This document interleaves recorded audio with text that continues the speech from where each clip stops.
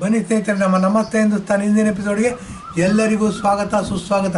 ನೋಡಿ, ಅರ್ನಬ್ ಗೋಸ್ವಾಮಿ ಅವರು ರಿಪಬ್ಲಿಕ್ ಭಾರತ್ ಅಂತ ಒಂದು ನ್ಯೂಸ್ ಚಾನಲ್, ನೇಷನ್ ಫಸ್ಟ್ ಅಂತ ಹೇಳ್ತಾರೆ ಅವರು, ನ್ಯೂಸ್ ಚಾನಲ್ ಮಾಡಿದ್ದಾರೆ.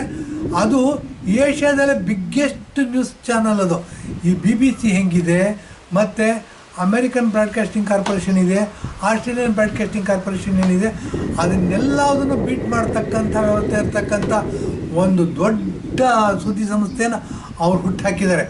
ಏಷ್ಯಾದಲ್ಲೇ ಬಿಗ್ಗೆಸ್ಟ್ ನ್ಯೂಸ್ ರೂಮ್ ಅಂಥದ್ದು. ಟೆಕ್ನಾಲಜಿ ಒಳಗಿರ್ಬೋದು, ಬಿಲ್ಡಿಂಗಲ್ಲಿರ್ಬೋದು, ಮ್ಯಾನ್ ಪವರ್ಲಿರ್ಬೋದು, ಎಲ್ಲದರಲ್ಲೂ ಬೀಟ್ ಮಾಡೋ ಆಗಿಲ್ಲ.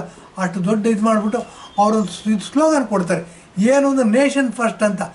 ಏನೇ ಮಾಡಿದ್ರು ಈ ನೇಷನ್ ಫಸ್ಟ್ ಅಂತ ಅವ್ರು ಹೇಳ್ತಾರೆ ಅಂತಂದರೆ ಒಂದು ಮಾತು ಹೇಳಬೇಕು ಅನಿಸುತ್ತೆ ನಾನಿಲ್ಲಿ. ಏನು ಅಂತಂದರೆ, ಡೆಮಾಕ್ರಸಿ ಫೋರ್ತ್ ಪಿಲ್ಲರ್ ಜರ್ನಲಿಸಮ್ ಅಂದ್ಬಿಟ್ಟು. ಜರ್ನಲಿಸಮ್ ಏನಾಗಿತ್ತು ಕಾಂಗ್ರೆಸ್ ಪೀರಿಯಡಲ್ಲಿ 1947ರಿಂದ ಹಿಡಿದು 2014ವರೆಗೂ ಫೋರ್ತ್ ಪಿಲ್ಲರಾಗಿ ಉಳಿದಿರಲಿಲ್ಲ ರೀ.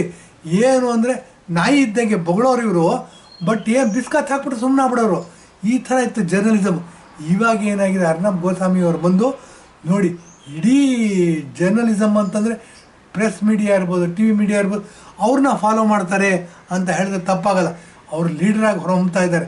ಅವರು ಹೇಳ್ತಾರೆ ಇಂಡಿಯಾ ವಾಂಟ್ಸ್ ಟು ನೋ ಅನ್ನೋಕ್ಕೋಸ್ಕೊಂಡು ಡಿಬೇಟ್ನ ಶುರು ಮಾಡ್ತಿದ್ರು. ಈಗ ಏನು ಮಾಡಿದ್ದಾರೆ, ಇಂಡಿಯಾ ವಾಂಟ್ಸ್ ಟು ಗ್ರೋ ಅನ್ನೋದು. ಇಂಡಿಯಾ ವಾಂಟ್ಸ್ ಟು ಗ್ರೋ ಅನ್ನೋದಕ್ಕೆ ಪೂರಕವಾಗಿ ನಾವು ಮಾತಾಡ್ತಾ ಇದ್ವಿ.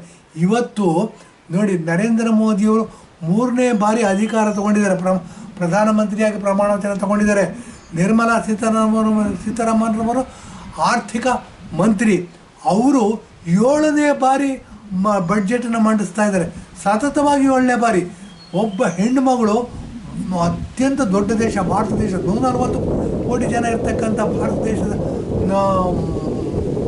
ಆರ್ಥಿಕ ಇಲಾಖೆ ಮತ್ತು 7ನೇ ಸಾರಿ ಬಡ್ಜೆಟ್ ಮಂಡಿಸ್ತಾ ಇದ್ದಾರೆ ಅಂತಂದರೆ ಭಾಳ ಹೆಮ್ಮೆ ಪಡಬೇಕಾದಂಥ ವಿಷಯ.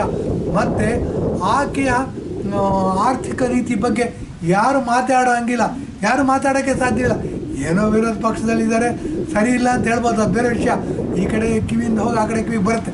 ಆದರೆ ಆಳವಾಗಿ ವಿಶ್ಲೇಷಣೆ ಮಾಡ್ತಾ ಹೋದಾಗ 8% ನಮ್ಮ GDP ಇದೆ ಅನ್ನೋದ್ರ ಬಗ್ಗೆ ನಾವು ಮಾತಾಡಬೇಕಾಗುತ್ತೆ. ಇಂಟರ್ನ್ಯಾಷನಲ್ ಮಾನಿಟರಿ ಫಂಡ್ ಸತತ 3 ವರ್ಷದಿಂದ 8% GDP ಗ್ರೋತ್ ಇದೆ ಇಂಡಿಯಾದ್ದು ಅಂತ ಹೇಳಿದಾಗ, ನಮ್ಮಲ್ಲಿ ಬೆಲೆ ಏರಿಕೆ ಅನ್ನೋದು ಢೋಂಗಿ ಮಾತು, ತುಸ್ಸು ಮಾತು, ಅದಕ್ಕೆ ಬೆಲೆ ಕೊಡೋದು ಬೇಕಿಲ್ಲ. ನಿರುದ್ಯೋಗ ಸಮಸ್ಯೆ ಅನ್ನೋದು ಯಾರೂ ಕೆಲಸ ಮಾಡ್ದೇನೆ ನಿರುದ್ಯೋಗ ಸಮಸ್ಯೆ ಇಟ್ಕೊಂಡು 8% GDP ಗ್ರೋತ್ ಮಾಡೋಕ್ಕೆ ಸಾಧ್ಯನ ಕನಿಷ್ಠ ತಿಳುವಳಿಕೆ ಕಾಂಗ್ರೆಸ್ನವ್ರಿಗಿಲ್ವಲ್ಲ. ಪ್ರಧಾನಮಂತ್ರಿ ಯಾಕೆ ಹೊರಟಿದ್ದಾರೆ, ಅವ್ರು ಯಾರೋ ಪಪ್ಪು ಅಂತೆ. ಇದು ಅತ್ಯಂತ ದುರಂತದ ವಿಷಯ ರೀ. ಈಗ 8% GDP ಗ್ರೋತ್ ಆಗ್ತಾಯಿದೆ ಅಂತಂದರೆ ನಿರುದ್ಯೋಗ ಸಮಸ್ಯೆ ಅಂತ ಹೇಳಿದ್ರೆ, ದುಡಿಯೋ ಕೈಗಳಿಗೆ ಕೆಲಸ ಕೊಡದೇನೆ 8% GDP ಗ್ರೋತ್ ಆಗುತ್ತಾ ಅಂತ ಯೋಚನೆ ಮಾಡ್ತಾ ಹೋದಾಗ ಅನೇಕ ವಿಷಯಗಳು ಹೊರಗೆ ಬರುತ್ತೆ. ನಮ್ಮ ಮಗ ಸಿದ್ದರಾಮಯ್ಯನವ್ರು ಕೊಡ್ತೀನಿ ಅಂತ ಹೇಳಿರ್ತಕ್ಕಂಥ 5 kg ಪುಕ್ಸಟೆ ರೈಸ್ ತಿಂದು ಪುಕ್ಸಟೆ ಬಸ್ಸಲ್ಲಿ ಓಡಾಡ್ತಾ ಮದುವೆ ಮಾಡಿಕೊಡ್ತೀನಿ ಅಂತ ಹೆಣ್ಣು ಹುಡ್ಕೋದಾದ್ರೆ ಯಾವ ಬೋಳಿ ಮಗನೂ ಹೆಣ್ಣು ಕೊಡೋದಿಲ್ಲ ರೀ. ಏನು ತಿಳ್ಕೊಳ್ಳಿ, ನೀವೇನಾದ್ರು ಮಕ್ಕಳ ತಂದೆ ತಾಯಿಯಾಗಿದ್ದರೆ ಖಂಡಿತ ಹೆಣ್ಣು ಕೊಡೋದಿಲ್ಲ. ಎಷ್ಟು ದುಡಿತಾನೆ, ಎಷ್ಟು ಸಂಪಾದಿಸ್ತಾನೆ. ಹಾಗಿರಬೇಕಾದ್ರೆ ದುಡಿಯೋ ಕೈಗಳಿಗೆ ಕೆಲಸ ಕೊಡಬೇಕು ಇವರು.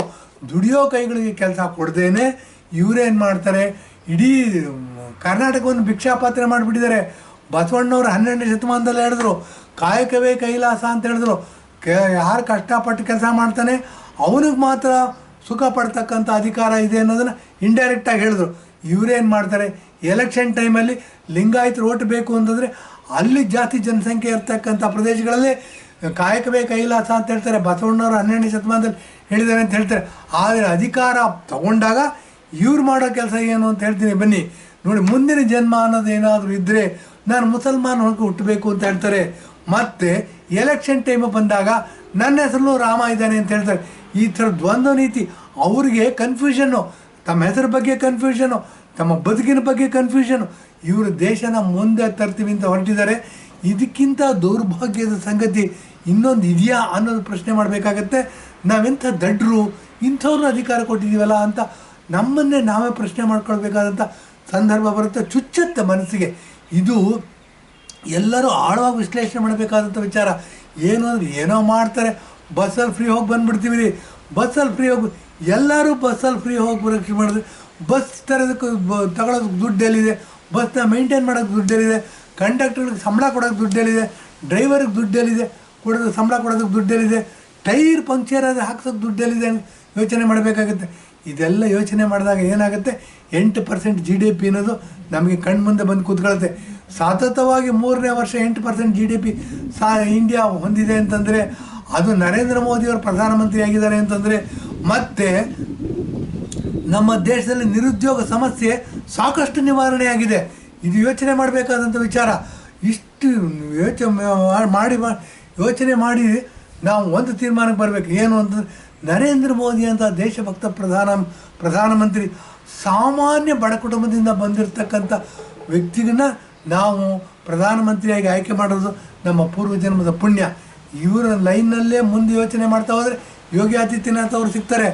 ಅವ್ರನ್ನ ನರೇಂದ್ರ ಮೋದಿಯವ್ರಿಗೆ ನಾವು ಇವಾಗಲೇ ಹೇಳ್ತಾ ಇದ್ದೀವಿ, ನಿಮ್ಮ ಸಕ್ಸಸ್ಸರ್ ಆಗಿ ಅವ್ರನ್ನ ನಾಮಿನೇಟ್ ಮಾಡಿಬಿಡಿ.